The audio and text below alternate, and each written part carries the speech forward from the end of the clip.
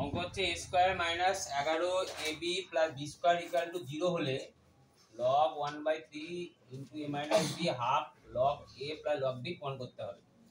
তাহলে a square minus 11ab plus b square equal to 0 করলাম। তাহলে a square minus 2ab plus b square minus 9ab করলাম সমান 0। তাহলে a minus b whole square করলাম আর এটা 9ab টাকে নিয়ে গেলাম, 9ab হয়ে গেল। তাহলে a মাইনাস b সমান কত হলো? 3√ab। ওকে, এবারে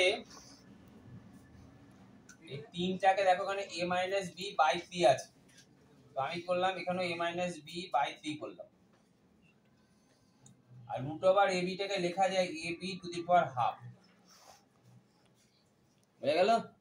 এবার উভয় দিকে লগ প্রয়োগ করো, উভয় দিকে লগ প্রয়োগ করে পাই বেস, বেস কত 10, তাই তো। log a minus b by 3 সমান log ab base power to the half. তাহলে হাফ যদি হয় তাহলে হাফটা কোথায় চলে আসবে? বাইরে। আর log ab, আর এটা কি লিখবো?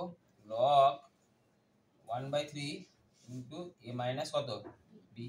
এবার log 1/3 a minus b half into log a plus কি